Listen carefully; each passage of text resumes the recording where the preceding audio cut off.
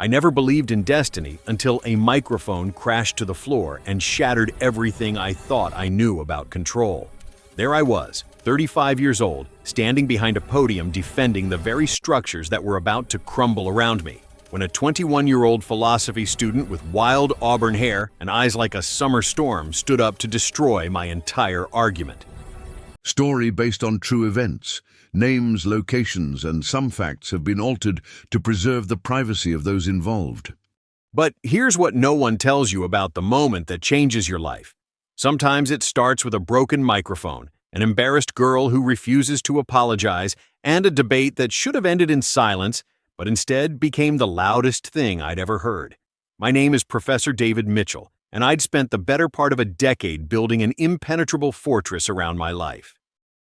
At 35, I was the youngest tenured professor in the philosophy department at Riverside University in Portland, Oregon. My colleagues respected me. My students feared me just enough to take me seriously.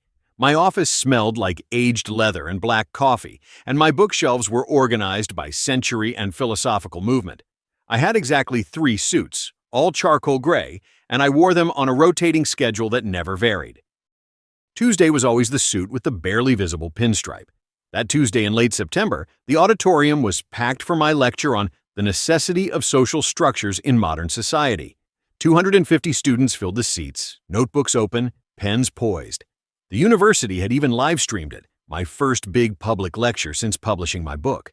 I remember the weight of expectation in the air, thick as the Portland rain that hammered against the tall windows. I was defending order, rationality, the beautiful architecture of rules that kept society from descending into chaos. And then she stood up. Front row, center seat. I'd noticed her before, of course. You couldn't not notice Emily Harper. She always sat in the same spot, always wore these vintage band t-shirts under blazers that never quite matched, always had her dark hair pulled back in a messy knot that looked both careless and intentional. She was in my Philosophy 301 class, and her essays were brilliant, infuriating things that questioned everything I tried to teach. "Professor Mitchell," she called out, her voice carrying across the auditorium even before she reached for the microphone stand at the end of her row. "With all due respect, you're wrong." A ripple of surprise moved through the crowd. Students didn't interrupt my lectures. They didn't challenge me publicly. But Emily Harper wasn't like other students, and I was about to learn that in the most spectacular way possible. She grabbed the microphone stand to emphasize her point, gesturing as she began to speak. "You say structure creates meaning, but what about the structures that suffocate? What about the rules that exist only to maintain power rather than serve justice? You're defending a system that's when it happened." The microphone cord, old and frayed, caught around her ankle as she gestured.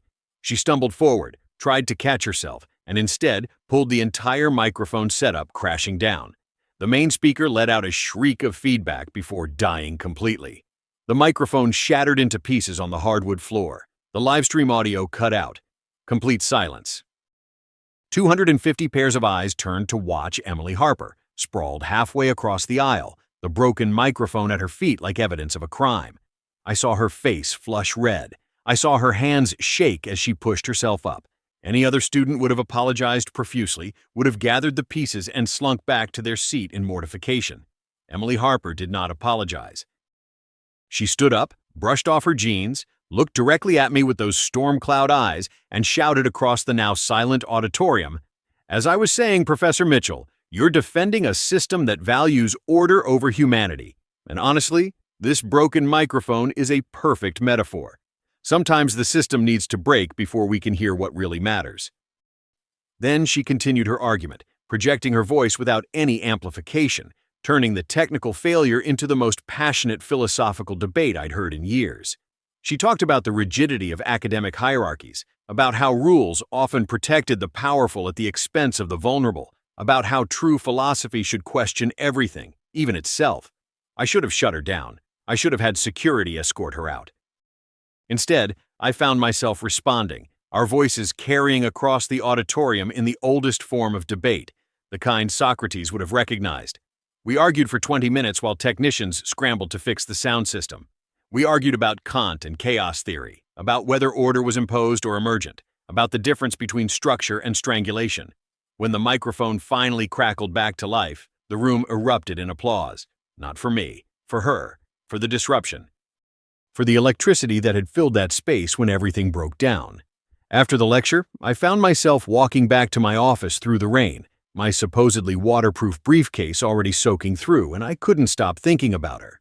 About the way she'd refused to be embarrassed, about the fire in her arguments, about how she'd turned disaster into debate. My office was exactly as I'd left it, everything in its place, safe, orderly, suffocating. I'd been teaching at Riverside for 8 years. I'd dated precisely 2 women in that time, both appropriate relationships with appropriate endings when they realized I was married to my work. My life was a series of lectures, faculty meetings, published papers that 6 people would read. I ate lunch at my desk. I went home to my apartment that looked like a library. I was respected, accomplished, and completely, utterly alone. The next day, Emily was in my Philosophy 301 class as usual, sitting in her regular seat in the second row. She didn't look at me differently, didn't acknowledge what had happened, just took notes in her aggressive scrawl, challenged 2 of my points with academic precision, and left exactly when class ended. But something had shifted. I found myself looking for her in the hallways, wondering what she thought about the material, crafting my lectures differently, anticipating her objections. This was dangerous. I knew it was dangerous. Emily Harper was 21 years old. I was her professor. There were rules against this for very good reasons, and I had spent my entire career defending the importance of those rules. Yet when I graded her next essay on the intersection of ethics and emotion, I sat at my desk until midnight, reading it 3 times, marveling at how she'd managed to articulate something I'd felt but never named. She argued that true wisdom required breaking through intellectual barriers to access emotional truth, that philosophy divorced from feeling was just empty logic. I wrote in the margins, challenging but compelling. This demands further discussion. What I wanted to write was, you've changed how I see everything. The following week, I gave another lecture, this time to my graduate seminar on existentialism. Halfway through my discussion of Sartre and radical freedom, Emily raised her hand. Professor Mitchell, isn't there something deeply ironic about you teaching existentialism while living such a carefully controlled life? The other students gasped. You didn't say things like that to professors, especially not to me. I should have put her in her place. Instead, I heard myself say, perhaps you'd like to elaborate on that observation, Ms. Harper, preferably without destroying any audio equipment this time. The class laughed nervously. Emily smiled, just a hint of it at the corner of her mouth, and my heart did something it hadn't done in years. It stuttered. Well, she said, leaning back in her chair with a confidence that should have been illegal in someone so young. Sartre said we're condemned to be free, but you've built yourself a prison of routines and rules. You wear the same 3 suits in rotation. You eat lunch at your desk every day at exactly 12:15. You've never missed a faculty meeting in 8 years. That's not freedom, Professor. That's fear dressed up as structure. And how would you know about my lunch schedule, Ms. Harper? The words were out before I could stop them. Too revealing, too interested. She met my eyes across the classroom, and something passed between us that had nothing to do with philosophy and everything to do with recognition. I pay attention, she said simply. After class, I found myself doing something I'd never done in 8 years of teaching. I went to the student center and ate lunch at a different time, at a different place, surrounded by noise and chaos and students laughing over coffee that wasn't even good coffee. I felt ridiculous. I felt alive. Emily appeared at my table like she'd been summoned by my thoughts. Professor Mitchell, lunch somewhere new. I'm impressed. Don't be. I'm still evaluating whether this was a mistake. Everything worth doing feels like a mistake at first. She gestured to the empty chair across from me. May I? I should have said no. Should have cited department policy on appropriate student-faculty boundaries. Should have stood up and left. Yes, I said instead. She sat down with her tray, some kind of wrap that was falling apart, a bag of chips, coffee that looked like it had been sitting on the burner since morning. Everything about her was beautifully chaotic. Her hair was escaping its ponytail. Her blazer had a button missing. She had notes written on her hand in purple ink. So, she said, stealing one of my carefully cut apple slices without asking, are you going to keep pretending you're not having a crisis of faith in your own philosophy? I don't know what you're talking about. Sure you don't. That's why you've restructured your last 3 lectures to address points I made in class discussions. That's why you're sitting here in the student center eating bad pizza instead of your usual desk lunch. That's why you're looking at me like I just challenged you to a duel. Ms. Harper, Emily, when we're not in class, it's Emily. Emily, then. You're presuming quite a bit about my motivations. Am I wrong? She wasn't wrong. She was terrifyingly right, and we both knew it. You're brilliant, I said, and even I could hear how inadequate the word was. Your mind is... You see connections other people miss. You question things that should be questioned. But I'm your student. You're my professor. There are rules. This is inappropriate. We should maintain boundaries. She ticked off each objection on her fingers. Did I miss any of the excuses? They're not excuses. They're legitimate ethical concerns. Are they?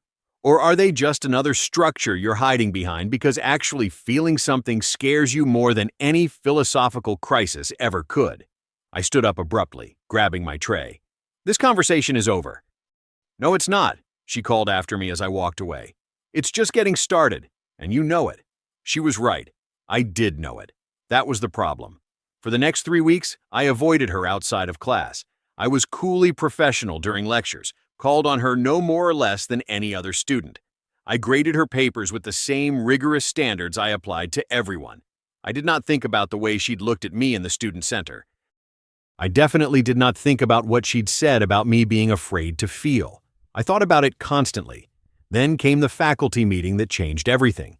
Dean Richardson, my mentor, and the man who'd championed my tenure, was announcing the new ethics policy for faculty-student relationships. Stricter rules, more severe consequences.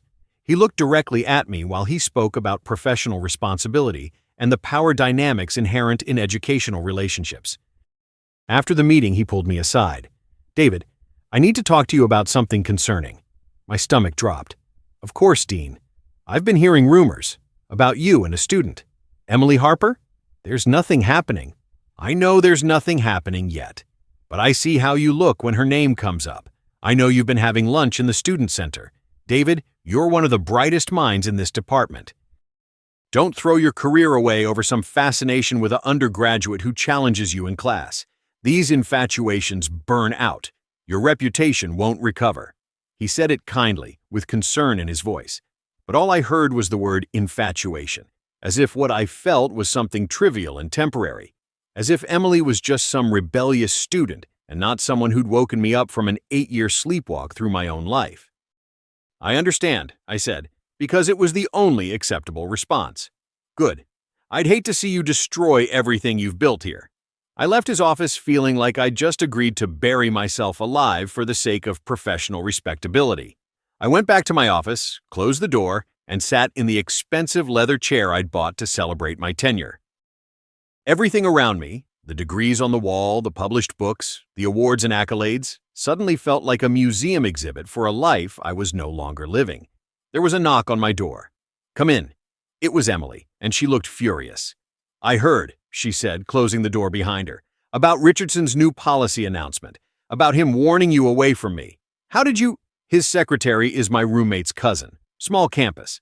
Look, I came to say I get it. I understand if you need to keep your distance. Your career matters. The rules exist for good reasons. I don't want to be the person who ruins your life. She was giving me an out. A clean escape. I could take it. Could go back to my carefully ordered existence. Could forget the way she'd made me question everything. Emily? But just so you know, she interrupted, her voice shaking slightly, you didn't just challenge my thinking in class. You changed how I see the world. Every lecture, every discussion, every marginal note on my papers, you've been teaching me that ideas matter, that intellectual rigor is beautiful, that thinking deeply about things is worth dedicating your life to. And then you walked into that student center and proved that maybe structure isn't the only thing that matters. Maybe being alive matters too. So thank you for that, even if this is where it ends. She turned to leave, her hand on the doorknob. Wait, I said. She stopped. I had a choice to make. The safe choice was obvious, the right choice, according to every rule I'd spent my life defending. But Emily had asked me in the student center if I was having a crisis of faith in my own philosophy. I was. And maybe that crisis was exactly what I needed. The old library, I said. The West Wing that's been closed for renovations. No one goes there after 8 p.m. Hypothetically, if someone wanted to have a private debate about existentialism and the ethics of intellectual connection, that would be a good place for it. Her hand tightened on the doorknob. Hypothetically, Thursday night, 9 p.m., just to debate philosophy. Just philosophy, she agreed, but her smile suggested we both knew we were lying. She left, and I sat alone in my office, my heart pounding, knowing I'd just crossed a line I couldn't uncross. The question wasn't whether this was appropriate. It clearly wasn't. The question was whether I was brave enough to follow through. Thursday came slowly, each day dragging like years. I taught my classes. I attended meetings. I pretended everything was normal while inside, I was coming apart at the seams. Every principle I'd built my life on was screaming at me to cancel, to stay away, to choose safety over this terrifying unknown. At 8:45 p.m., I found myself walking across campus toward the old library, my heart hammering against my ribs. The rain had picked up, typical for October in Portland, turning the paths into mirrors that reflected the old Victorian street lamps. I could turn back, should turn back. I didn't turn back. The west wing of the library was dark, officially closed while they renovated the rare books section. I'd gotten the key from facilities, claiming I needed to retrieve some research materials. Another lie added to the growing list. Emily was already there, sitting on the floor between two towering shelves of dusty leather-bound volumes, a small camping lantern casting shadows across her face. She'd brought coffee in a thermos and two mismatched mugs. "You came," she said softly. "I almost didn't." "But you did. That's what matters." I sat down across from her, maintaining a careful distance, as if physical space could somehow protect us from what was happening. "So," I said, trying to sound professional, academic, safe, "shall we debate Sartre's concept of radical freedom?" She poured coffee into both mugs, handed me one. "If you want.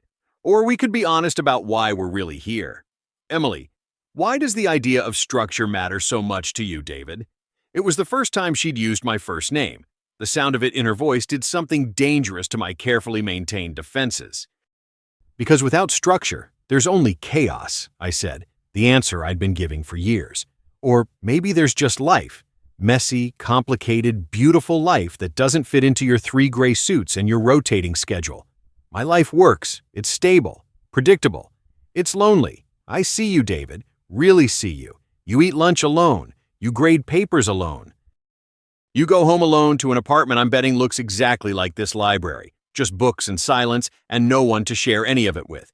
You've built yourself the most beautiful prison in the world and you're the only inmate. The accuracy of it hit like a physical blow. And what do you suggest as an alternative? Chaos? Throwing away everything I've built? I suggest actually living, taking risks. Feeling things even when they're inconvenient or inappropriate or don't fit into your philosophical framework. She moved closer, and I could smell her perfume, something like vanilla and rebellion. "Tell me honestly, when's the last time you did something just because you wanted to, not because it was appropriate or professional or fit your schedule?" I looked at her in the lamplight, surrounded by centuries of books written by people who dared to question everything, and I couldn't remember. Couldn't remember the last time I'd made a choice based on desire rather than duty. "I can't," I admitted. "I don't know how anymore." "Then let me teach you something for once." She reached out and took my hand, and the simple contact felt like touching a live wire. Every nerve ending lit up. Every carefully constructed wall I'd built started to crumble. "This is wrong," I said, but I didn't pull away. By whose definition? The universities? Societies? Or just by the standards of a man who spent his entire life being afraid of making mistakes? I could lose everything, or you could gain something worth losing everything for. We sat there in the dim light of the old library, hands touching, the weight of possibility pressing down on both of us. Outside, rain hammered against the ancient windows.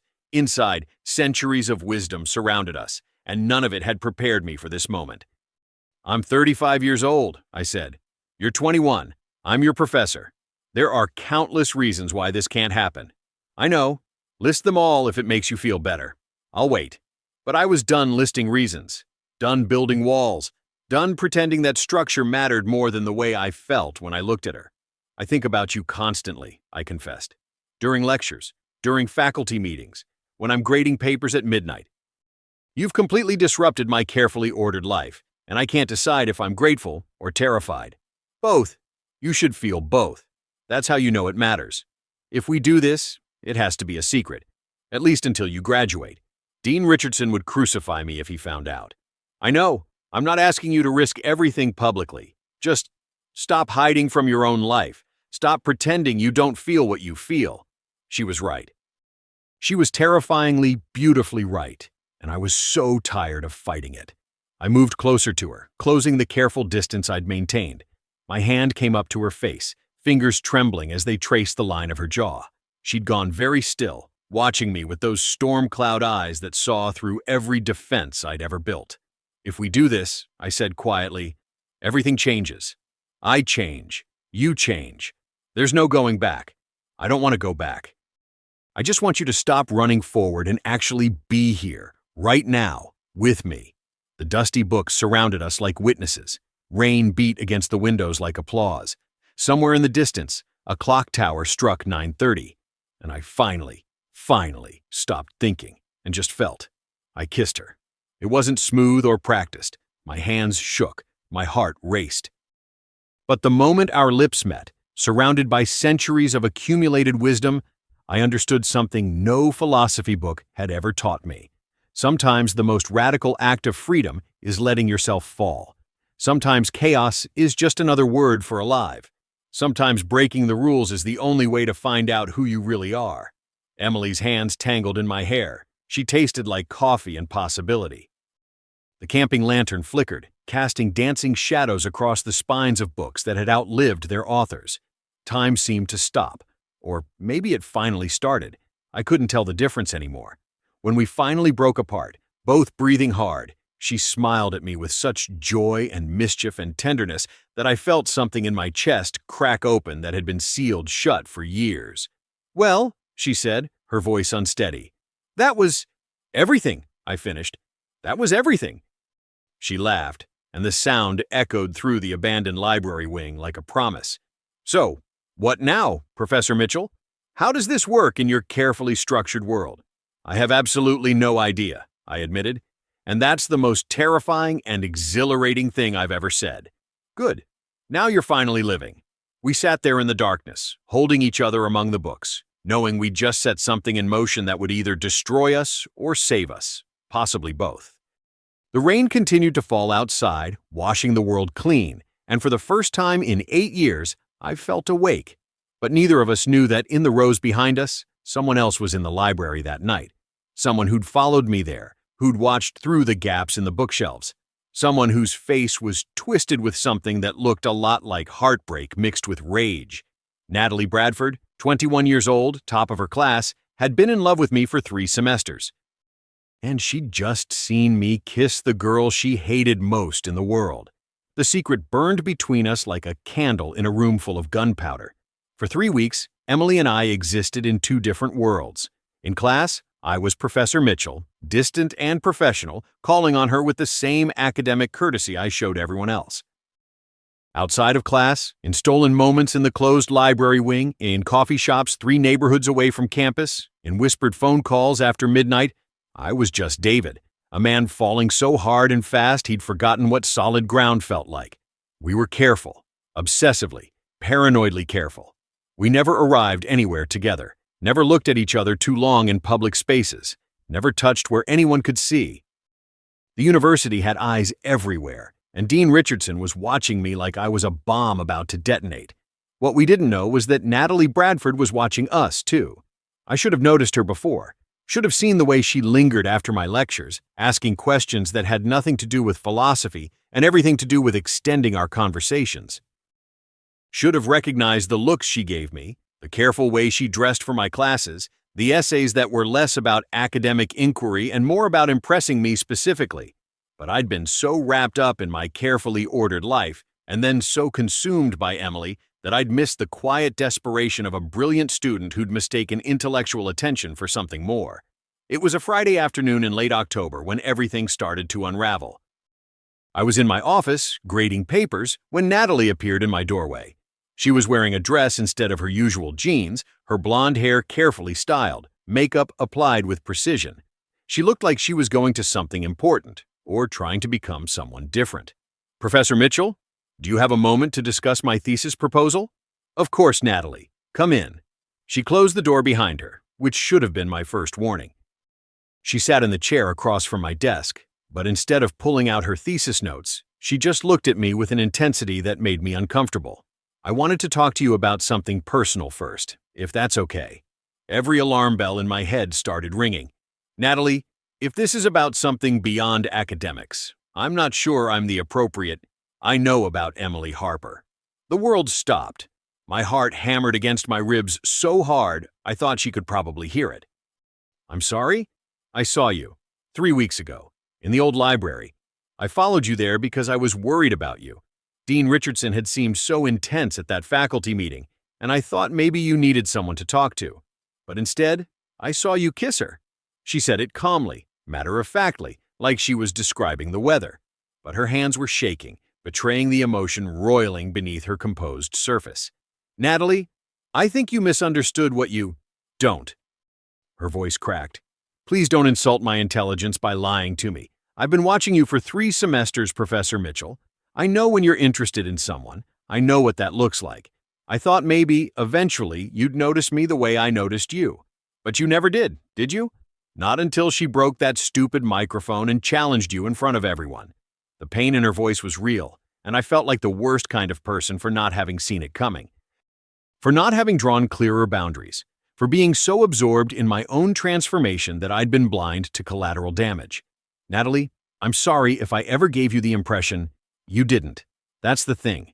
You were always professional, always appropriate, always exactly what a professor should be. But I convinced myself that maybe your restraint was just you being proper, and that if I was patient enough, smart enough, good enough, you'd see me differently. She stood up abruptly, walking to my bookshelf, running her fingers along the spines of books she probably knew I'd written notes in. But then Emily Harper showed up and just demolished all your rules in one afternoon. She didn't have to be patient. She didn't have to prove herself. She just had to be chaos personified, and suddenly you were ready to risk everything. What do you want, Natalie? She turned to face me, and I saw tears in her eyes that she refused to let fall. I want you to end it with her. I want you to remember that you're a professor, that you have responsibilities, that what you're doing is wrong. And if you don't end it, I'll have to tell Dean Richardson what I saw. Blackmail. She was blackmailing me, and the worst part was I couldn't even be angry about it because I understood her pain too well. She was 21 years old and in love with someone who'd never loved her back, watching that person risk everything for someone else. Natalie, please. I'll give you 1 week. End it with Emily. Go back to being the professor you were supposed to be, and I'll never mention what I saw. But if you don't, I'll destroy you. I'll destroy both of you. And maybe that makes me a terrible person, but I've spent 3 semesters watching you from afar, hoping you'd notice me, and I can't watch you throw your life away for someone who'll probably get bored with you once the thrill of forbidden romance wears off. She walked to the door, paused with her hand on the knob. 1 week, Professor Mitchell. Choose wisely. After she left, I sat in my office for an hour, staring at nothing, feeling my carefully constructed world crumbling around me. I'd been so careful about the university's rules, about Dean Richardson's watchful eyes, about maintaining professional boundaries in public. But I'd never considered that the real danger might come from a student I'd accidentally hurt by simply not noticing her at all. I called Emily that night, asked her to meet me at the coffee shop we'd claimed as ours, the one in Northeast Portland where no one from the university ever went. She showed up in an oversized sweater and jeans with paint stains, her hair in that messy knot I'd come to love, looking at me with concern the moment she saw my face. What's wrong? I told her everything. About Natalie, about the ultimatum, about the choice I was being forced to make between my career and whatever this thing between us was becoming. Emily listened without interrupting, her coffee going cold in her hands. When I finished, she was quiet for a long time, staring out the window at the Portland rain that never seemed to stop. You should end it, she finally said. You should choose your career. Emily, I mean it, David. You've worked your entire adult life to get where you are. You've published books, earned tenure, built a reputation. I'm just a 21-year-old undergraduate who disrupted your lecture. What we have is amazing, but it's not worth destroying everything you've built. Don't tell me what it's worth. Don't minimize what this is. Then tell me what it is, she challenged, her eyes meeting mine with that fierce intensity that had first caught my attention. Tell me what we are beyond stolen moments and secret meetings. Tell me this is more than just some midlife crisis where you're using me to feel alive again. The accusation stung because somewhere, in my most honest moments, I'd worried about the same thing. Was I actually in love with Emily Harper? Or was I just in love with how she made me feel? Was this real? Or was Natalie right that Emily would eventually get bored once the forbidden thrill wore off? I don't know, I admitted. I don't know what we are yet because we haven't had time to find out. But I know I've never felt like this before. I know that when I'm with you, I'm not pretending to be someone I'm supposed to be. I'm just me. And that scares me more than Natalie's threats, or Dean Richardson's warnings, or losing my tenure ever could. Emily reached across the table and took my hand, and I didn't care that we were in public, didn't care who might see. Then what do we do? I don't know that either, but I'm not ending this just because someone's trying to force my hand. That's not how this ends. Then how does it end, David? Maybe it doesn't.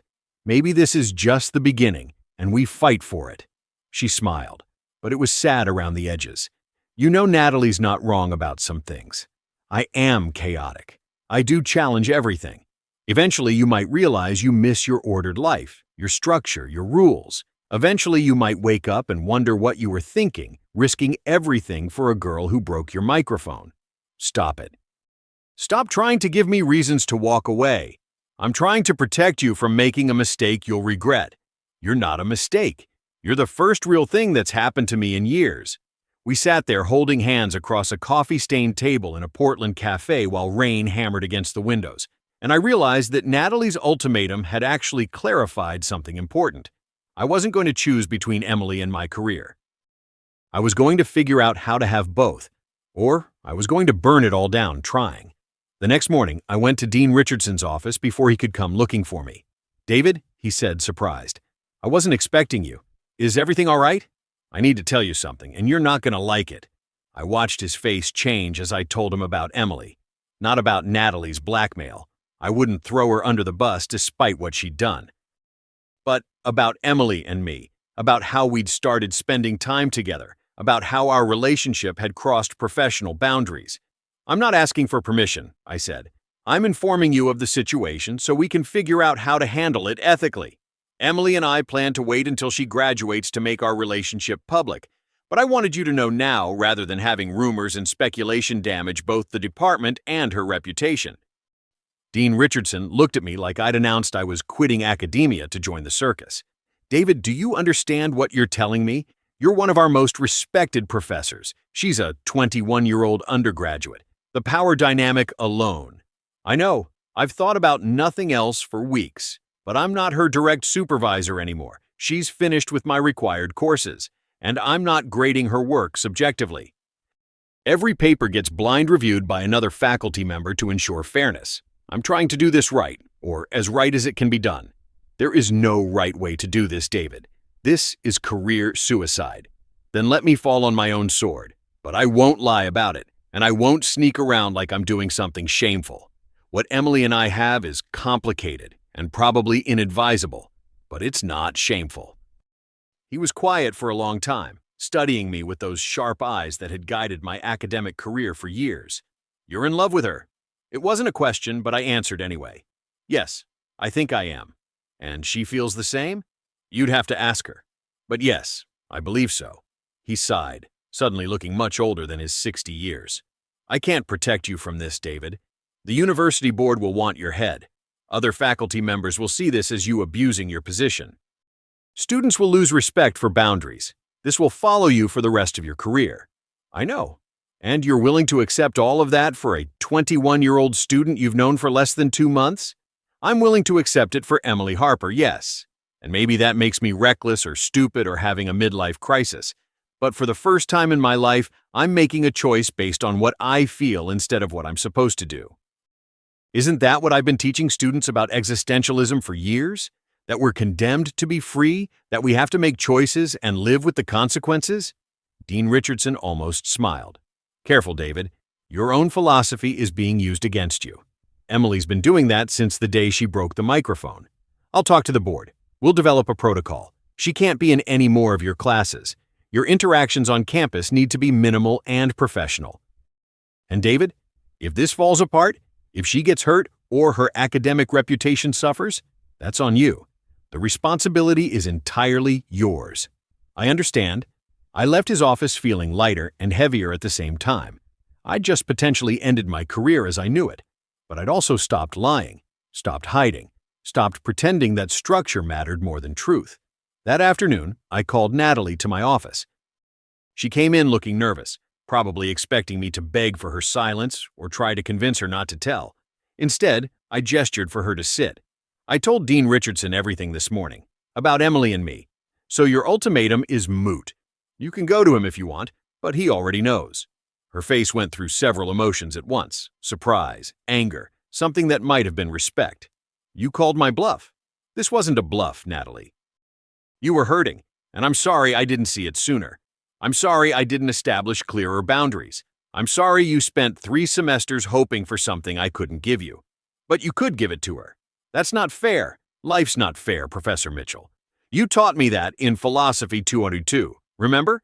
Your whole lecture on moral relativism and how the universe doesn't owe anyone happiness or love or justice. She was right.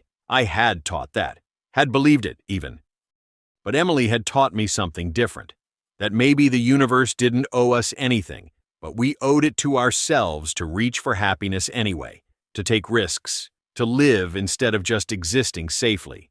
You're brilliant, Natalie. You're going to do amazing things with your life, and someday, someone is going to see you the way you wanted me to see you. But that person isn't me, and I'm sorry for any confusion my professional interest might have caused. She stood up, tears finally spilling down her carefully made-up face. I hate that I understand. I hate that even now, seeing how much you care about her, I can't hate you for it. I just wish it had been me. I wish I'd been the one brave enough to break the microphone. After she left, I sat alone in my office surrounded by my books and achievements, and I understood something important. Natalie didn't hate Emily for being chaotic or inappropriate. She hated Emily for being brave enough to do what Natalie never could, to risk rejection, to challenge authority, to reach for what she wanted without waiting for permission. The next few weeks were brutal. Word spread through the department about Emily and me, despite Dean Richardson's attempts at discretion. Other professors stopped inviting me to faculty lunches. Students whispered when I walked by. A formal inquiry was launched into whether I'd shown favoritism in grading Emily's work. Every paper she'd written for me was reviewed by a committee. Every grade was scrutinized. Emily handled it better than I did. She showed up to her classes, head high, ignoring the stares and whispers. She focused on her work, on her thesis that was due in the spring. She refused to hide or apologize for what we had. But I saw the toll it took. The way her smile became a little more forced. The way she started eating lunch alone because other students treated her differently now. The way she'd sometimes look at me with something like guilt, like she was sorry for the mess her existence had caused in my carefully ordered world. One night in November, we were back in our coffee shop, the one that had become our sanctuary, when she said something that nearly broke me. Sometimes I wonder if you're going to wake up one day and resent me for all of this, for the investigation and the whispers and the way everything changed. Emily, no, let me finish.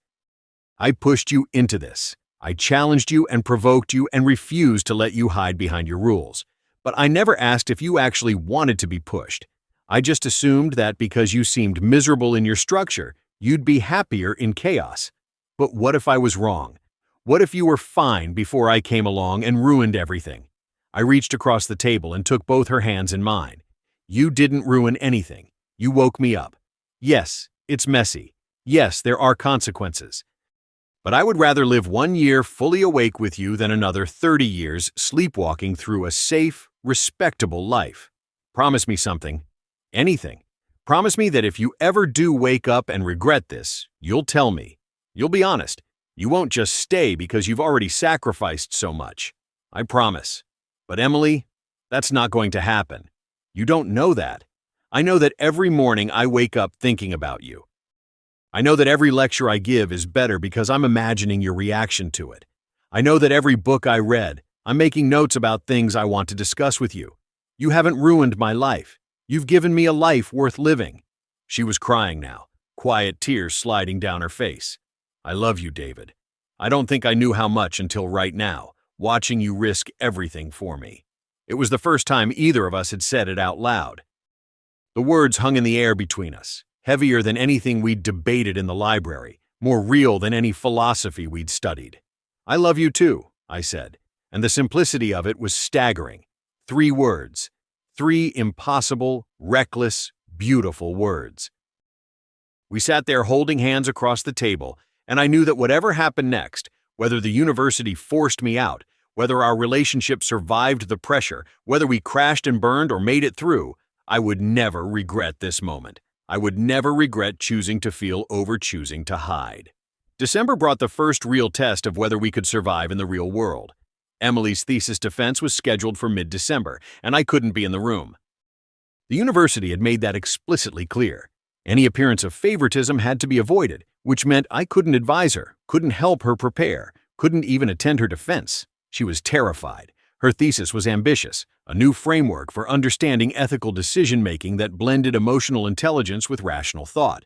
It was brilliant, but controversial, challenging decades of established philosophical thinking. The defense committee included 3 professors who'd made their disapproval of our relationship very clear. The night before her defense, she showed up at my apartment at midnight, shaking. I can't do this. They're going to tear me apart because of you. I pulled her inside, wrapped her in my arms. They're going to challenge your thesis because that's what thesis defenses are. But your work is solid, Emily. It's more than solid. It's revolutionary. You're biased. I had Professor Chen review it blindly. She didn't know it was yours. She said it was the best undergraduate thesis she'd read in 10 years. Emily pulled back to look at me. You did that? I needed you to know your work stands on its own merit, that what we have doesn't diminish what you've accomplished. She kissed me then, desperate and grateful and terrified, and I held her while Portland rain hammered against my windows and the whole world felt like it was holding its breath. The next day, I paced my apartment for 4 hours while Emily defended her thesis. I couldn't focus on grading, couldn't read, couldn't do anything except imagine her in that room, standing in front of professors who wanted her to fail, defending ideas that challenged everything they'd built their careers on. My phone rang at 3:15. Emily's voice was breathless, ecstatic. I passed. David, I passed. With distinction. Dr. Morrison said my framework has the potential to reshape how we teach ethics. Dr. Chen wants to help me publish it. They challenged everything, but I defended it all, and they actually respected it. The relief was so intense I had to sit down. I knew you would. I never doubted you. There's more. After the defense, Dr. Morrison pulled me aside. She said she knows about us, about how hard these last few months have been. And she told me that watching how I've handled the pressure, how I've kept focused on my work, how I've refused to use you as an excuse or a crutch, she's more impressed by my character than by my thesis.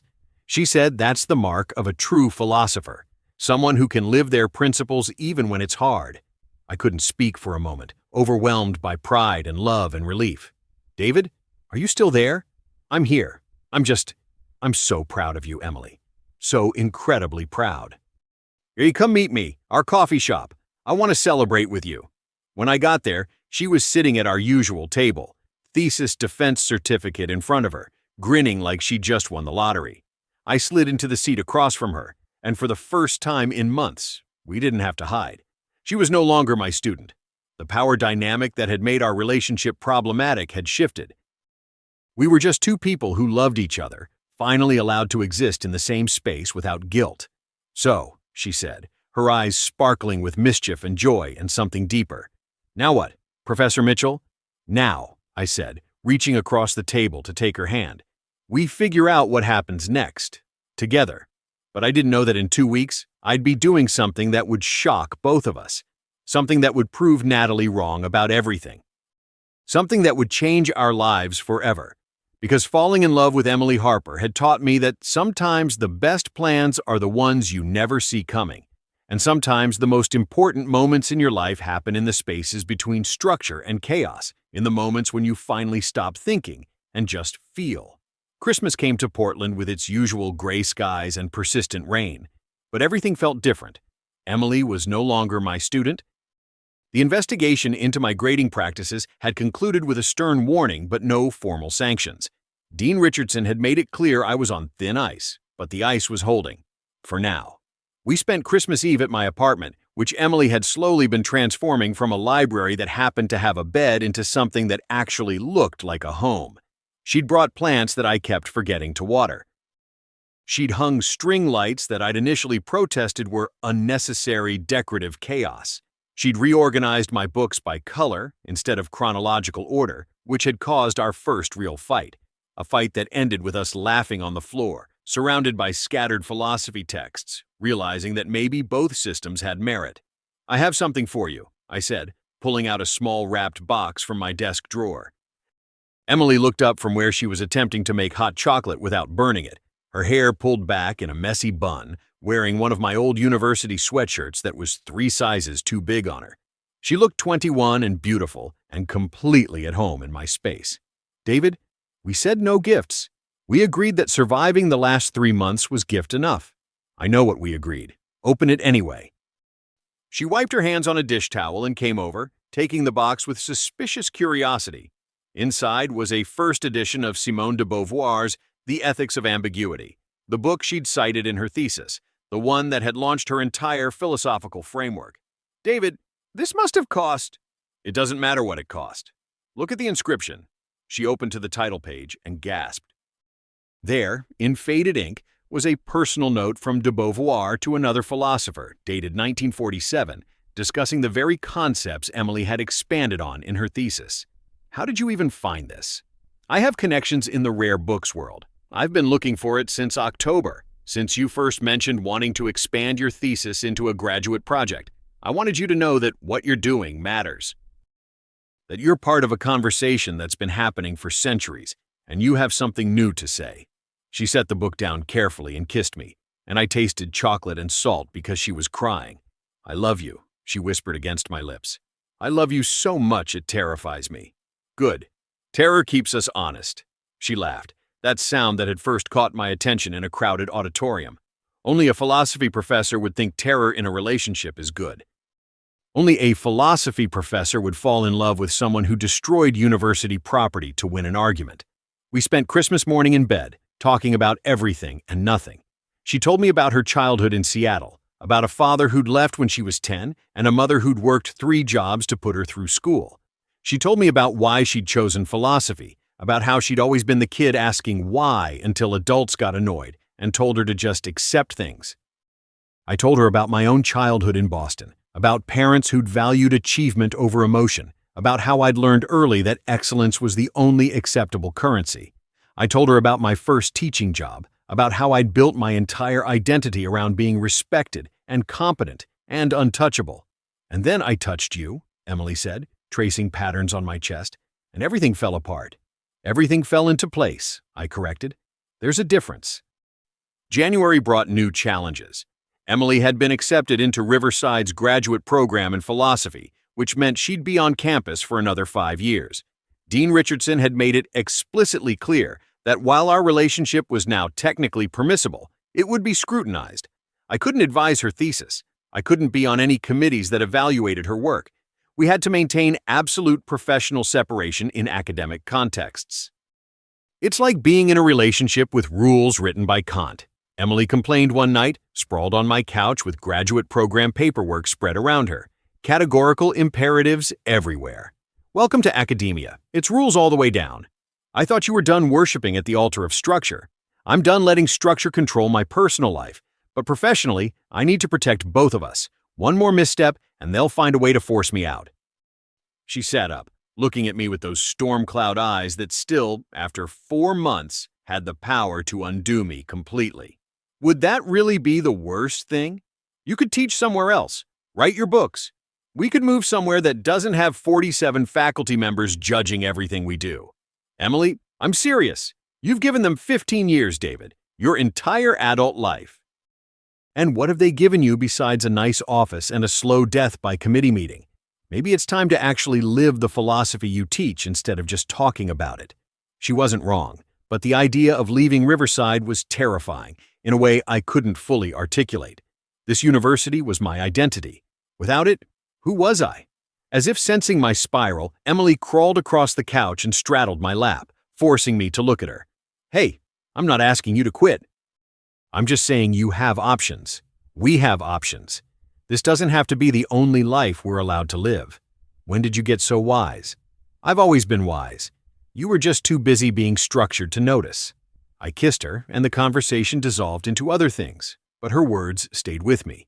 Options, possibilities, a life that existed beyond the walls of Riverside University. February brought an unexpected complication in the form of Natalie Bradford. I hadn't seen her since our conversation in November, had assumed she'd moved on, found other interests, other professors to impress.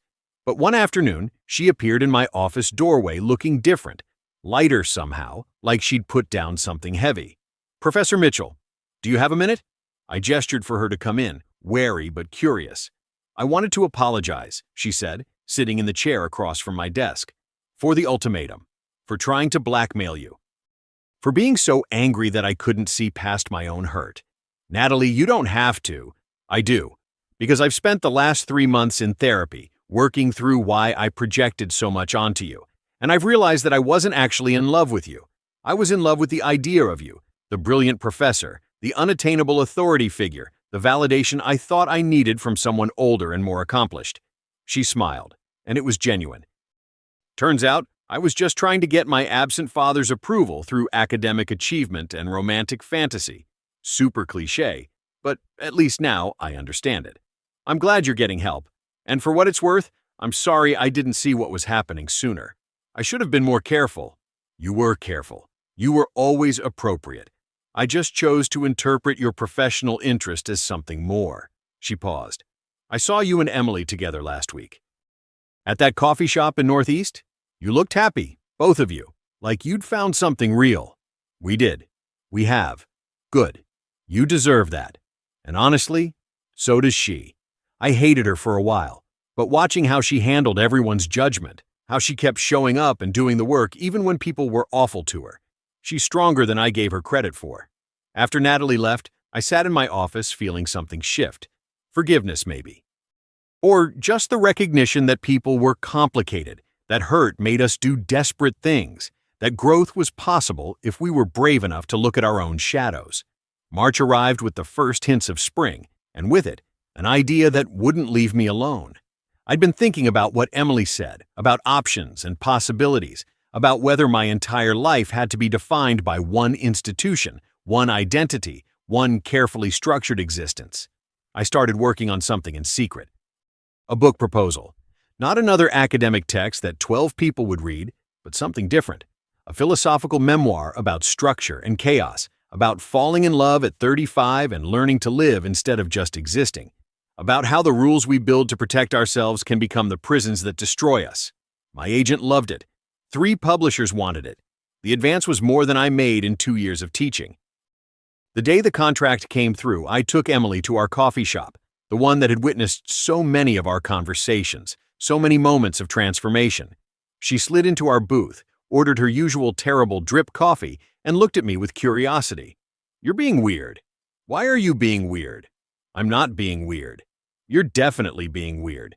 You're doing that thing where you get very formal and philosophical when you're nervous about something. She knew me too well. 4 months together, and she could read me better than colleagues I'd known for years. I pulled out the book contract and slid it across the table. She read it, her eyes getting wider with each paragraph. David, this is incredible. They're offering you this much money? For a memoir? For our story. Well, fictionalized, changed names and details. But essentially, yes, for what we've been through. But your career at Riverside will survive whether I write this or not. Emily, I've been thinking about what you said, about options, about actually living the philosophy I teach. This book, it's not just about us. It's about everyone who's ever felt trapped by their own rules, who's ever been too afraid to reach for what they really want. She was quiet, reading through the contract again, and I couldn't tell if she was excited or horrified. There's something else, I said, pulling out the small velvet box I'd been carrying in my pocket for 2 weeks, waiting for the right moment. Emily Harper, you broke into my carefully ordered life like a natural disaster. You challenged everything I thought I knew about structure and rules and what it means to live authentically. You've made me braver and messier and more alive than I've ever been. I opened the box. The ring inside was simple. A single diamond on a platinum band, elegant but not ostentatious. The kind of ring that could survive graduate school and coffee shops and a life full of debates and laughter and chaos. Will you marry me? Emily's hands flew to her mouth. Tears spilled down her cheeks. The entire coffee shop had gone quiet, everyone watching this moment unfold. You're insane, she whispered. We've been together for 4 months. 4 chaotic, intense, completely unreasonable months. I know. It's too fast. It's impractical. There are 1,000 logical reasons to wait. Give me one illogical reason not to wait. Because I'm 35 years old, and I've spent my entire adult life waiting. Waiting for the right time, the right circumstances, the right moment when everything aligned perfectly. And then you walked into my life and taught me that the right moment is the one where you're brave enough to reach for what you want, even when it's terrifying. Especially when it's terrifying. She laughed through her tears, that beautiful sound that never failed to undo me. You're using my own philosophy against me. I learned from the best. Yes, she said, and the words seemed to fill the entire coffee shop, the entire world. Yes, David Mitchell, I will marry you. I will marry you and disrupt your life and challenge your thinking and love you until we're old and gray and still arguing about whether books should be organized chronologically or by color. I slid the ring onto her finger with shaking hands. Everyone in the coffee shop applauded. The barista gave us free coffee. Some college student took a photo that would later go viral on campus, causing Dean Richardson to call me into his office for another conversation about appropriate boundaries. But in that moment, none of that mattered. All that mattered was Emily, crying and laughing and kissing me in our coffee shop while Portland rain beat against the windows and the whole world felt new. We got married in May, right after the spring semester ended. Not a big wedding. Neither of us wanted that. Just a small ceremony in a botanical garden in Portland, surrounded by 75 people who actually cared about us rather than 300 colleagues obligated to attend. My parents came from Boston, still not quite understanding how their structured, methodical son had fallen in love with a 21-year-old graduate student who wore vintage band t-shirts to fancy dinners. Emily's mother came from Seattle, wearing a purple dress and crying happy tears through the entire ceremony. Dean Richardson attended, which surprised me. He cornered me during the reception, looking uncomfortable in casual clothes. David, I won't pretend to understand this. You've upended every convention, broken rules I didn't even know existed. But I've been watching you both. The way you look at each other, the way she challenges you, the way you've become a better teacher because of her. Maybe I'm getting soft in my old age, but I think you might have actually found something real here. Thank you, sir. That means more than you know. Don't make me regret saying it. And for God's sake, keep your personal life separate from your professional life going forward. The board is still watching. Understood. But the moment that mattered most came during our vows. We'd written them ourselves, because of course, we had. Emily went first, standing in front of me in a simple white dress, flowers in her messy hair, looking impossibly young and impossibly beautiful. David, you taught me that structure isn't the enemy of freedom. Fear is.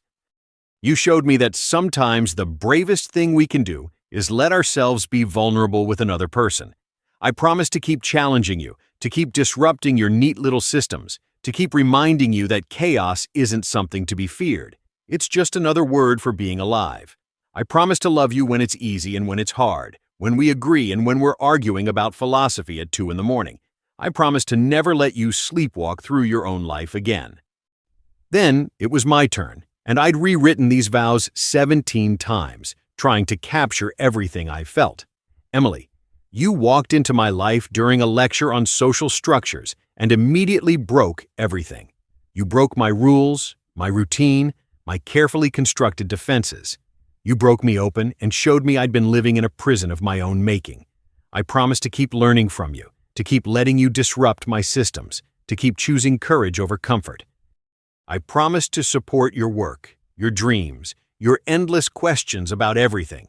I promise to love you not despite your chaos, but because of it, Because loving you taught me the most important philosophical truth I'd ever learned. That sometimes the meaning of life isn't found in order and structure, but in the beautiful, terrifying mess of actually living. We kissed while 75 people applauded, and I tasted salt because we were both crying, and I thought about the man I'd been 6 months ago. The man who ate lunch alone every day at 12:15. The man who organized his life by routine and his books by century. The man who'd forgotten how to feel anything beyond intellectual satisfaction. That man was gone. In his place was someone messier, happier, more alive. Someone who'd learned that the best things in life were the ones you couldn't plan for. Someone who'd learned that love was worth every risk, every broken rule, every moment of terror. Our honeymoon was a week in a cabin on the Oregon coast, where we did nothing but read, talk, make love, and watch the Pacific Ocean crash against the rocks. No emails, no faculty meetings, no university politics. Just us and the sound of waves, and Emily reading passages from philosophy texts in bed while I graded papers for summer session. "We're the worst at unplugging," she said one morning, looking up from Kierkegaard with a grin. "We're philosophers. Our idea of unplugging is reading different philosophers than usual." Fair point. Although, I notice you brought your laptop. Working on the book? I'd been writing every morning, trying to capture our story before the details faded. Just making notes. Trying to remember everything exactly as it happened. "Change my hair color in the book," she said suddenly. "Make me blonde instead of brunette. I don't want people to recognize me when it's published." Done. Anything else? "Make yourself taller, and give yourself better taste in suits. The real you has terrible taste in suits." I threw a pillow at her, and she shrieked with laughter, and we ended up making love while the ocean roared outside our window and Kierkegaard lay forgotten on the floor. It was perfect. We were perfect, and I should have known that perfect never lasts. August brought news that changed everything. We were back in Portland, settling into married life, preparing for the fall semester. Emily was starting her second year of graduate school, already making waves with her research. I was teaching a new course on existential philosophy, preparing to submit my book manuscript. We were having dinner at our apartment when Emily suddenly went pale, pushed her plate away, and ran to the bathroom. I heard her getting sick and went to check on her, holding her hair back while she vomited into the toilet. "Food poisoning?" I asked, getting her water. "Maybe. I've been feeling weird all week, exhausted, nauseous, emotional." We looked at each other, and I watched the realization dawn on both our faces simultaneously. "When was your last period?" I don't know. I've been so busy with coursework I haven't been paying attention." "David, I'm on birth control." "Birth control isn't foolproof." We bought 4 pregnancy tests on the way home, not speaking, both of us terrified and exhilarated and completely unprepared. Emily took them all at once, because of course she did, unable to wait the recommended 3 minutes between tests. All 4 were positive. We sat on the bathroom floor, surrounded by positive pregnancy tests, staring at each other in shock. "We're having a baby," Emily whispered.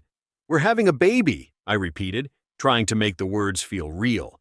"I'm 21 years old. I'm in my second year of graduate school. I'm not ready to be a mother. I'm 35 years old. I'm still figuring out how to be a husband. I'm not ready to be a father." We looked at each other and started laughing. That slightly hysterical laughter of people whose lives had just changed in a way they couldn't control. "Our parents are going to kill us," Emily said. "Dean Richardson is going to kill us. We're going to be okay though, right? We're going to figure this out?" I pulled her into my arms, both of us still sitting on the cold bathroom floor. We figured out everything else. "We'll figure this out too." The next few weeks were chaos. Doctor's appointments confirmed Emily was about 8 weeks pregnant, due in early March. We told our families, who reacted exactly as expected. My mother with concern about Emily finishing her degree, Emily's mother with joy and immediate plans to move to Portland to help. We told Dean Richardson, who looked like he'd aged 10 years in the 30 seconds it took me to explain the situation. "David, I need you to understand something. The board is looking for any excuse to prove that your relationship with Miss Harper, Mrs. Mitchell, was inappropriate from the start. A pregnancy this soon after your marriage, while she's still a graduate student, is going to raise questions." "What kind of questions?" "We're married. We're both adults. This is our personal business." "In an ideal world, yes. But we don't live in an ideal world. We live in academia, where optics matter and perception is reality." I'm telling you this as a friend. Be prepared for scrutiny. Document everything. Make sure there's no question about her academic progress being legitimate."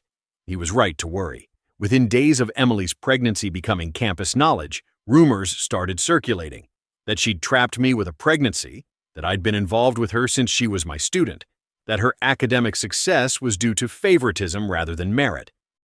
Emily handled it the way she handled everything, by showing up, doing the work, and refusing to apologize for her existence. But I watched the toll it took. The way her shoulders tensed when she walked across campus. The way she started eating lunch in her car to avoid the whispers in the student center.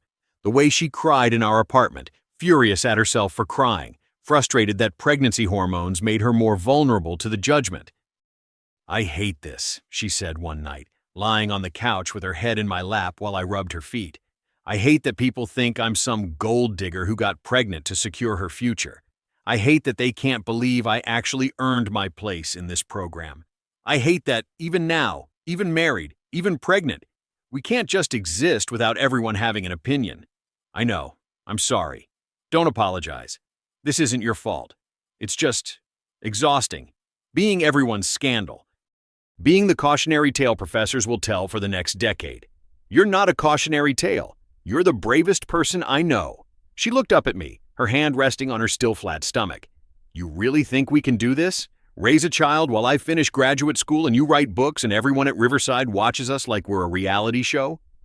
I think we've already done impossible things. Falling in love despite every rule against it. Getting married despite everyone's concerns. Building a life that doesn't fit anyone's expectations but our own. A baby is just the next impossible thing." October brought the anatomy scan, the appointment where we'd find out the sex of the baby if we wanted to. We sat in the darkened ultrasound room, holding hands, watching our child move on the screen, a real, actual human we'd created together. "Do you want to know?" the technician asked. Emily and I looked at each other. We'd been debating this for weeks. She wanted to know so she could plan. I wanted to be surprised. We'd argued about it over dinner, in bed, during morning coffee. But in that moment, watching our baby on the screen, we both knew. "Yes," we said together. "It's a girl. Congratulations." A daughter. We were having a daughter.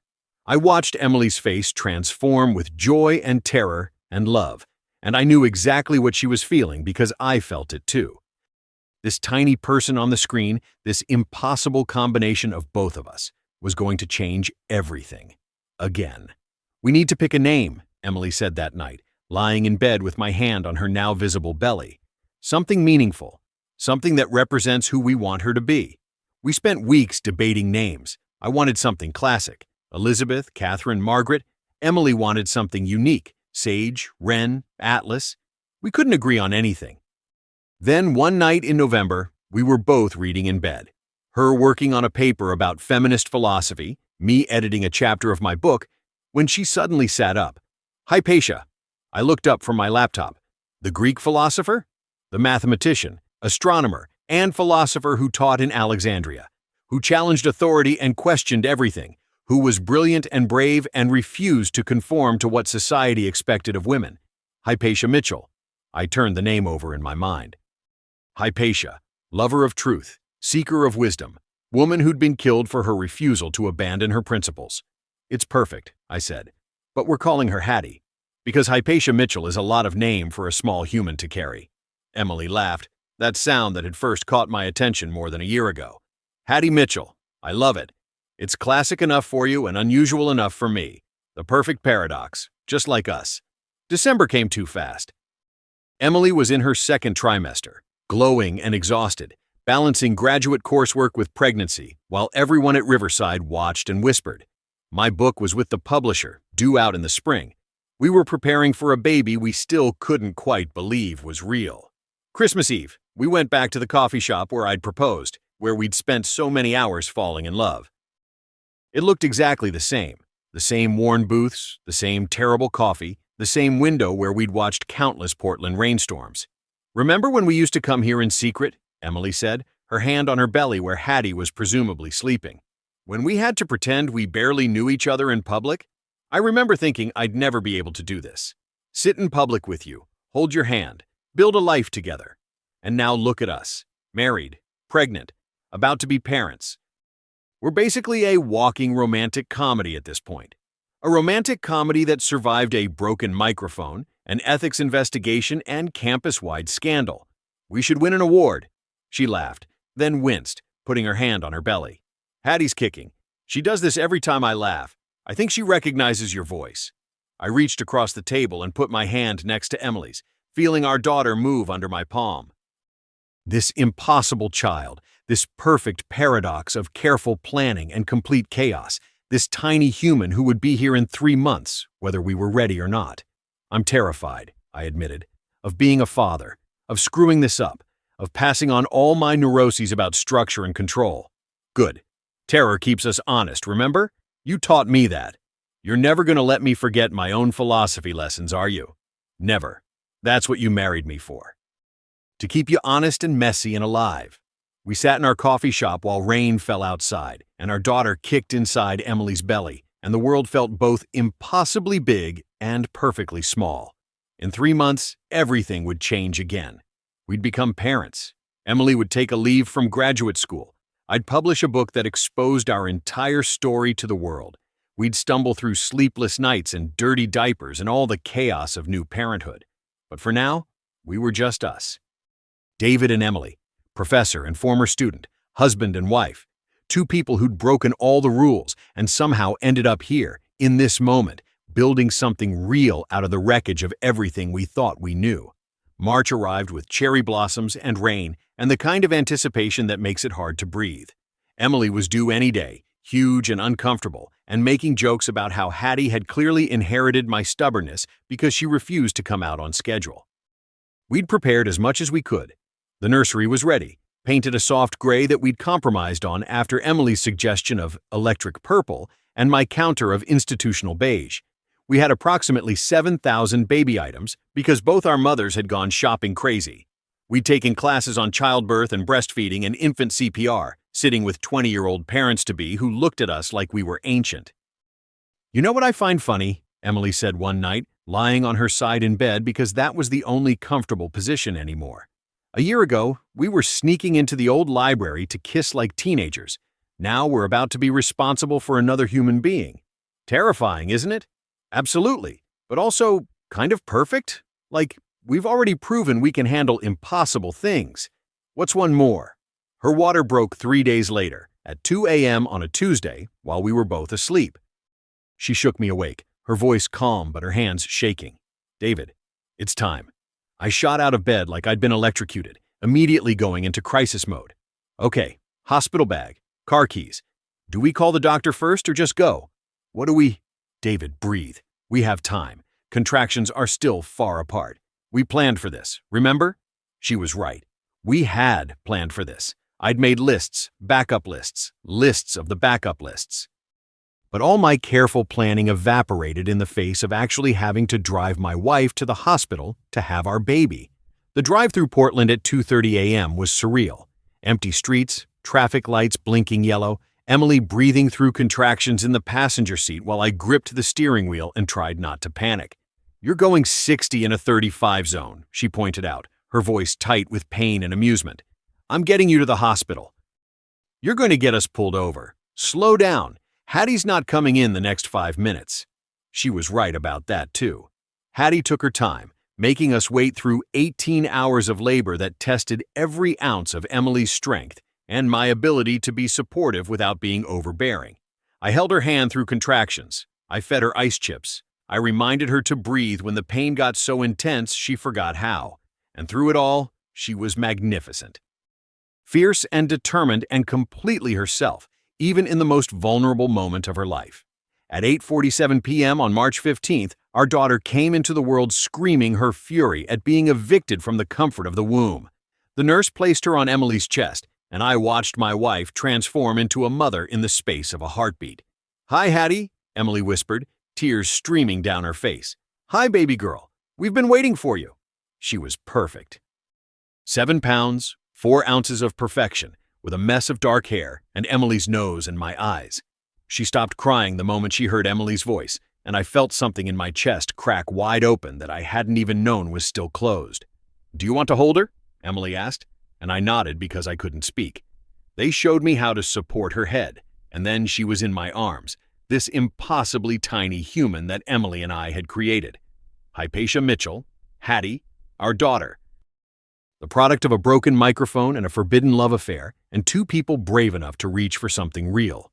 "Hi, sweetheart," I managed, my voice breaking. "I'm your dad. I have no idea what I'm doing, but I promise I'll figure it out. We both will. We'll teach you to question everything, to be brave, to break things when they need breaking, to build a life that's authentically yours, even when it scares you." Emily was crying again, watching us, and I knew we were both thinking the same thing. A year and a half ago, I was a lonely professor living a half-life of structure and routine. She was a reckless student who'd never learned when to stay quiet. We shouldn't have worked. On paper, we were a disaster waiting to happen. But paper didn't account for chemistry, for recognition, for two people finding each other at exactly the moment they both needed to be found. "We did good," Emily said softly. "We did better than good. We did impossible." Hattie yawned in my arms, her tiny hand wrapping around my finger with surprising strength. Outside the hospital window, Portland rain fell like a benediction. Inside this room, we were a family, imperfect, unconventional, built from broken rules and brave choices. My phone buzzed. A text from Dean Richardson. "Congratulations on your daughter. Take all the time you need. We'll handle your classes." Another from my mother. "She's beautiful. We're proud of you both." Another from Natalie Bradford, of all people. "Congrats, Professor. She's lucky to have you guys as parents." I showed the messages to Emily, and she smiled through her exhaustion. "See? We survived. Everyone said we'd crash and burn, but we're still here, still standing, still together." "Still terrified," I added. "Still terrified," she agreed. "But doing it anyway. That's the whole point, isn't it? Being brave enough to choose love even when it's scary. Being brave enough to build a life that doesn't fit anyone's expectations but our own." I looked at my wife and daughter, these two impossible humans who'd completely dismantled every rule I'd built my life around, and I knew she was right. This was the point. Not safety or structure or carefully managed respectability. Just this: messy, chaotic, beautiful life. Love that refused to fit into neat categories. Family built from courage instead of convention. 18 months ago, I'd been standing behind a podium defending the necessity of social structures, and a girl with wild hair and revolutionary ideas had stood up to destroy my entire argument. She'd broken a microphone and everything I thought I knew about how life was supposed to work. Now that girl was my wife. That argument had become our love story, and that love story had created this perfect, impossible child sleeping in my arms. Sometimes the meaning of life isn't found in order and structure. Sometimes it's found in the beautiful, terrifying mess of actually living. In broken microphones and secret kisses and marriages that don't make sense on paper. In choosing love over fear. In building something real even when everyone says it's impossible. I kissed Emily's forehead, then Hattie's, and watched Portland rain wash the world clean outside our window. Tomorrow we'd take our daughter home. Tomorrow we'd fumble through diaper changes and sleepless nights and all the chaos of new parenthood. Tomorrow we'd face whatever judgment or scrutiny the world wanted to throw at us. But tonight, we were just this: a family, imperfect and unconventional and absolutely, impossibly real. "I love you," I told Emily. "Both of you. More than I knew it was possible to love anyone. I love you too, even when you drive 60 in a 35 zone." We laughed, quiet so we wouldn't wake Hattie, and I thought about everyone reading this story someday. Everyone who's ever felt trapped by their own rules. Everyone who's ever been too afraid to reach for what they really want.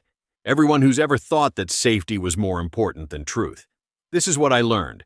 Sometimes the bravest thing you can do is let yourself fall. Sometimes the most radical act of freedom is choosing love even when it costs everything. Sometimes the people we're told we shouldn't love are exactly the people who teach us how to live. Take the risk. Break the rules when they need breaking. Build a life that's authentically yours, even when it scares you. Choose courage over comfort. Choose truth over safety. Choose love, always love, even when, especially when, it's terrifying. Because on the other side of that terror is something worth every moment of fear, something real, something true, something impossible and beautiful and completely, utterly worth it. That's what Emily taught me when she broke that microphone and changed my life forever. That's what Hattie teaches me every day just by existing. That's what love teaches all of us, if we're brave enough to listen. The meaning of life isn't found in having all the answers.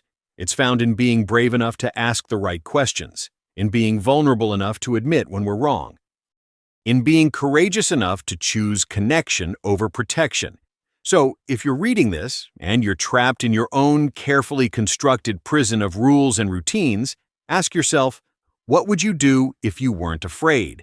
Who would you love if you stopped worrying about whether it made sense? What life would you build if you stopped asking permission and started taking chances? The answer might break everything you think you know about yourself. It might cost you your reputation, your comfort, your sense of safety. It might turn your whole world upside down, but it might also save your life. It saved mine.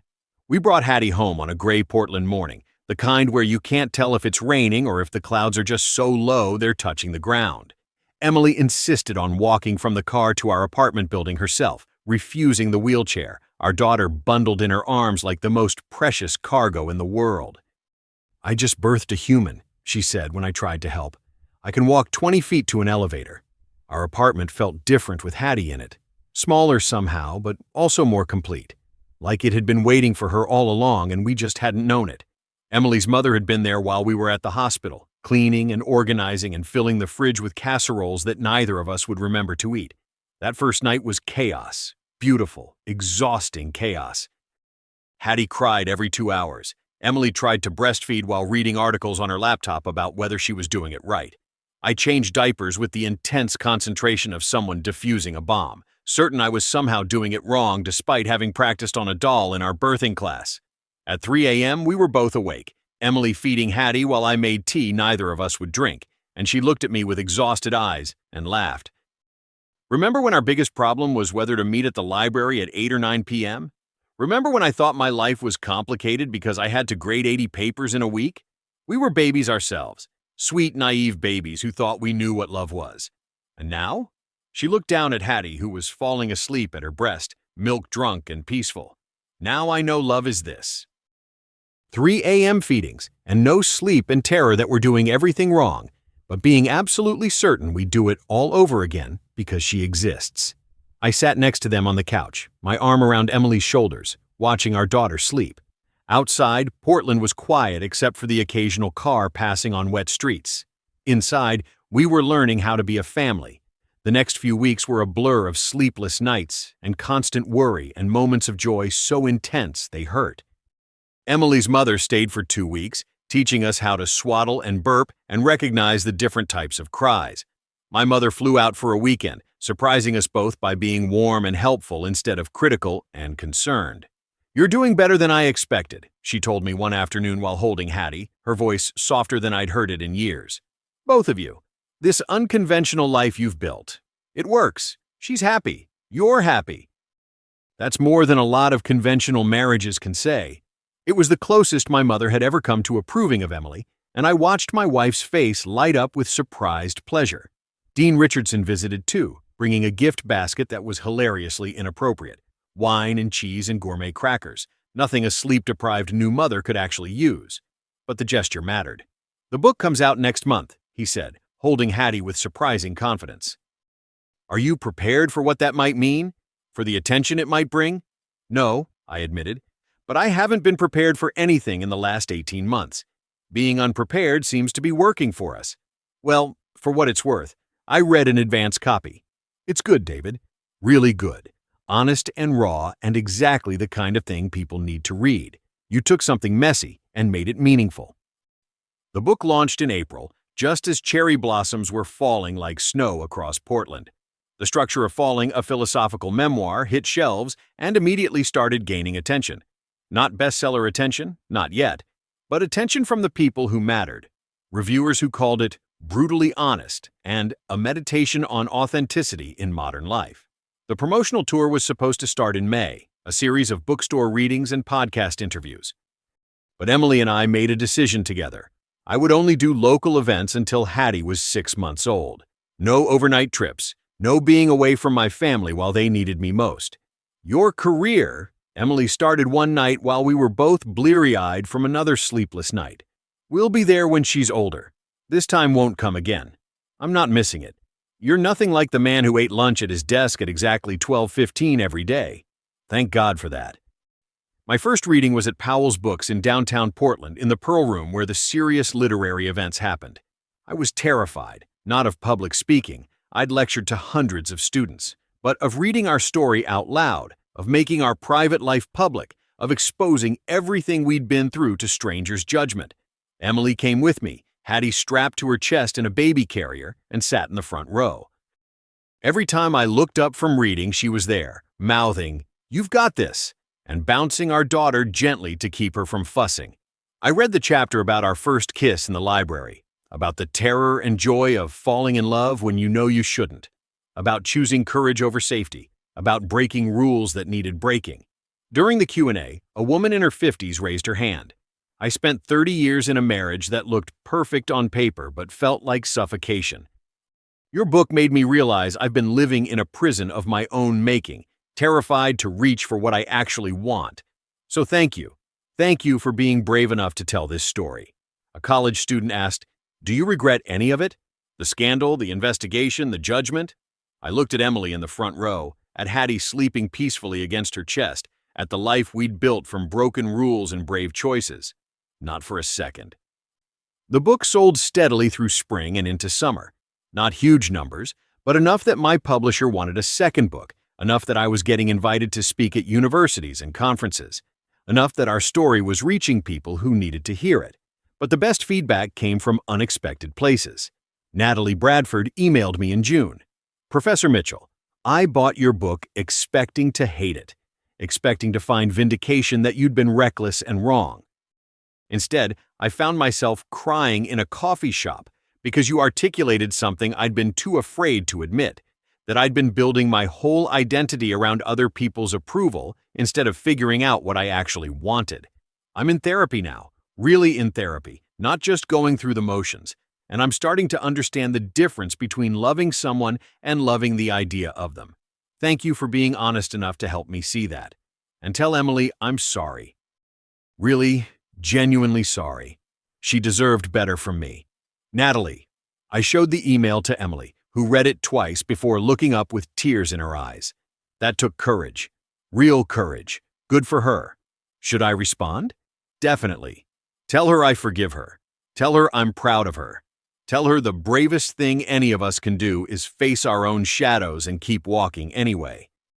By August, Hattie was 5 months old, smiling at everything, starting to laugh.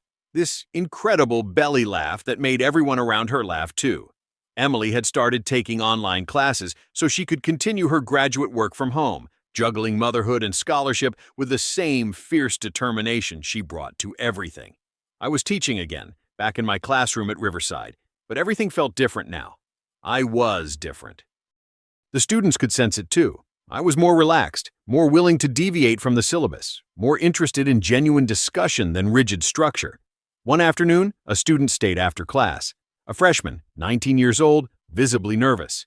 "Professor Mitchell, I wanted to ask you something about your book, about taking risks." "Go ahead." "I'm pre-med because that's what my parents want. But I don't want to be a doctor. I want to study music. And everyone says that's impractical and risky and I'll regret it. But reading your book about how you almost let rules and other people's expectations dictate your whole life, it made me think maybe the bigger risk is not following what I actually want. Is that crazy? I thought about the man I'd been 2 years ago, the one who would have given a measured, practical answer about financial security and career prospects, the one who would have prioritized safety over authenticity. It's not crazy, but it's also not easy. Following what you really want means accepting uncertainty. It means people will judge you. It means you might fail spectacularly and publicly. But let me ask you this. When you imagine yourself at 45, which version makes you happier? The one who became a doctor to please other people, or the one who became a musician because it was true to who you are? The student was quiet for a moment. The musician. Definitely the musician. Then there's your answer. Life's too short to live someone else's version of it. Be brave enough to live yours. After he left, I sat in my office, the same office where I'd spent 8 years playing it safe. and I called Emily. "Hey," she answered, and I could hear Hattie babbling in the background. "How was class?" "Good. Great, actually. I think I'm finally teaching the way I was meant to teach. Not just information, but transformation. Not just philosophy, but how to actually live it. Look at you, becoming the person you were supposed to be all along. I'm so proud of you. Come have lunch with me. Bring Hattie. Let's eat in the student center and not care who sees us or what they think." David Mitchell, voluntarily going to the student center? During prime lunch hours? Who are you and what have you done with my husband? Your husband is finally alive. Come see for yourself. They met me there 20 minutes later, Emily in jeans and one of my old sweaters, Hattie dressed in some ridiculous outfit covered in tiny books that Emily's mother had sent. We sat at a table in the middle of the chaos, students laughing and studying and eating terrible cafeteria food, and I fed Hattie mashed bananas while Emily ate a sandwich and told me about the paper she was writing on contemporary feminist epistemology. Students stared. Of course, they stared. We were the campus scandal that had turned into a campus legend, but instead of feeling ashamed or worried, I felt proud. Proud of my brilliant wife and our beautiful daughter and the life we'd built that didn't look like anyone else's. "You're staring at me," Emily said, catching me watching her while she wiped banana off Hattie's face. "I'm memorizing this moment. 2 years ago, I would have been eating alone at my desk, thinking that was what I wanted. Thinking that was what life was supposed to be. And now I'm here, with you, with her, surrounded by noise and chaos and mess, and I've never been happier. Good, because this is just the beginning.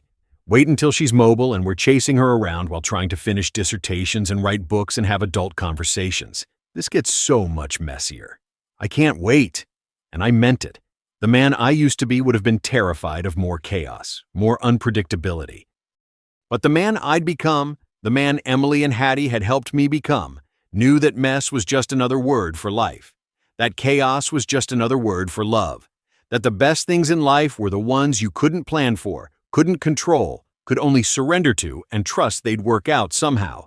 September brought Hattie's first word, Dada. She said it while I was changing her diaper, looking up at me with those eyes that were unmistakably mine, and I cried like a fool while Emily recorded it on her phone, laughing at me for being so emotional. "She's going to have you wrapped around her finger forever," Emily said. "I'm counting on it." October brought the first anniversary of our engagement. 1 year since I'd pulled out a ring in a coffee shop and asked Emily to marry me despite every logical reason to wait. We celebrated by going back to that same coffee shop, Hattie sleeping in her car seat while we drank terrible coffee and remembered who we'd been a year ago. "We were so scared," Emily said, looking at the booth where I'd proposed. "We're still scared, just scared of different things now." "True. A year ago I was scared you'd realize I was too young and chaotic for you. Now I'm scared Hattie's going to inherit both our stubborn streaks, and we're going to have a teenager who challenges everything and breaks all the rules. She's absolutely going to do that, and we're going to love her through it, the same way we loved each other through all our rule breaking. Look at you, being wise about parenting before she's even 6 months old. I learned from the best. You taught me that love isn't about controlling people or protecting them from every possible mistake. It's about giving them space to become who they're meant to be, even when that's terrifying to watch." Emily reached across the table and took my hand, her wedding ring catching the light. "We really did it, didn't we? We took the most impossible situation and turned it into something real. We really did." November brought my book hitting the New York Times bestseller list. Not number 1, but number 8, which was more than I'd ever dreamed. My publisher immediately wanted to discuss the second book, the follow-up that would explore how we'd navigated the aftermath of our unconventional beginning. "What do you think?" I asked Emily one night after Hattie was asleep, and we were finally alone. "Should I write about all of this? About Hattie and parenthood and figuring out how to build a marriage when everyone's watching? Will you change my hair color again? Because I'm kind of attached to being a mysterious blonde in your fictional version of our life. Whatever you want. But seriously, are you comfortable with me continuing to share our story?" She thought about it, curled up against me on the couch we'd bought together, in the apartment that had slowly transformed from mine to ours. "I think people need these stories. They need to know that unconventional families can work, that taking risks can pay off, that love is worth fighting for, even when it's hard. So yes, Write it. Tell our story. Just make sure you include the part where I was right all along. About what? About structure being a prison you built for yourself. About chaos just being another word for alive. About love being worth every risk. You were definitely right about all of that. I usually am. The sooner you fully accept that, the happier our marriage will be. I kissed her, laughing, and thought about how impossibly far we'd come. From a broken microphone in a crowded auditorium to this, a family, a life, a love that had survived every obstacle thrown at it. December came with Hattie's first Christmas, her first time seeing lights and decorations and experiencing the chaos of family gatherings. Both sets of grandparents descended on Portland, filling our small apartment with love and noise and opinions about how we should be raising our daughter. Christmas morning, I woke up early with Hattie, letting Emily sleep in. We sat together in the living room, my daughter in my lap, watching winter light filter through Portland rain. "Someday you're going to ask about how your mom and I met," I told her softly. "And I'm going to tell you the whole crazy story about the microphone and the secret meetings and everyone who said we wouldn't work. And I hope you'll learn from it. I hope you'll learn to be brave like your mother, to question things like she questions things, to break rules that need breaking, to build a life that's authentically yours." Hattie grabbed my finger and smiled, showing off the 2 teeth that had recently appeared, and I fell in love all over again, not just with her, but with this life we'd built. This messy, chaotic, unconventional life that worked precisely because we'd been brave enough to choose it. Emily appeared in the doorway, sleepy and beautiful, her hair a disaster, and wearing my old college sweatshirt. "Did you just give our 7-month-old daughter a philosophical lecture on authenticity?" "Maybe." "You're such a professor." Even on Christmas morning, she came and curled up next to us, the 3 of us fitting perfectly on our second-hand couch. "Merry Christmas, my loves." "Merry Christmas." We sat there watching it rain on Portland, our daughter between us, and I thought about everyone who'd doubted us. Everyone who'd said we were too different, too inappropriate, too improbable. Everyone who'd predicted we'd crash and burn. They'd been wrong, not because we were perfect. We weren't. We still argued about book organization and whether structure mattered and 1,000 other things that would probably never be resolved. Not because it was easy, it wasn't. Parenting was exhausting, marriage was work, and balancing career and family required constant negotiation. They'd been wrong because love, real love, the kind worth fighting for, isn't about being perfect or easy or appropriate. It's about choosing each other every single day. It's about being brave enough to grow and change together. It's about building something real even when the whole world says it's impossible. That's what Emily taught me when she broke that microphone and changed my life forever. That's what Hattie teaches me every time she smiles at me like I hung the moon. That's what love teaches all of us, if we're brave enough to listen. So, this is me, David Mitchell, former prisoner of his own carefully constructed life, telling you, take the risk. Break the rules that need breaking. Choose love over fear. Choose authenticity over approval. Choose life over safety. It won't always work out. Sometimes you'll fail spectacularly. Sometimes you'll lose things you thought you couldn't live without. Sometimes the whole world will tell you you're making a terrible mistake. But sometimes you'll break a microphone during a philosophy lecture and fall in love with exactly the person you needed to find. You'll build a family that doesn't look like anyone else's. You'll write your own story instead of living someone else's version of what your life should be. And that, right there, is what makes all the risk worthwhile. That's the meaning I was searching for in all those books, in all those years of structured routine. It wasn't hidden in philosophical texts or academic achievements. It was here all along in the messy, chaotic, beautiful work of actually living, of loving, of being brave enough to become who you were always meant to be. So thank you, Emily Harper Mitchell, for breaking into my carefully ordered life like the best kind of natural disaster. Thank you for teaching me that structure without soul is just a prison with prettier walls. Thank you for giving me Hattie, for giving me this life, for giving me myself back. And thank you, whoever you are reading this, for being willing to hear our story. I hope it gives you courage to write your own. I hope it reminds you that the impossible is only impossible until someone's brave enough to try.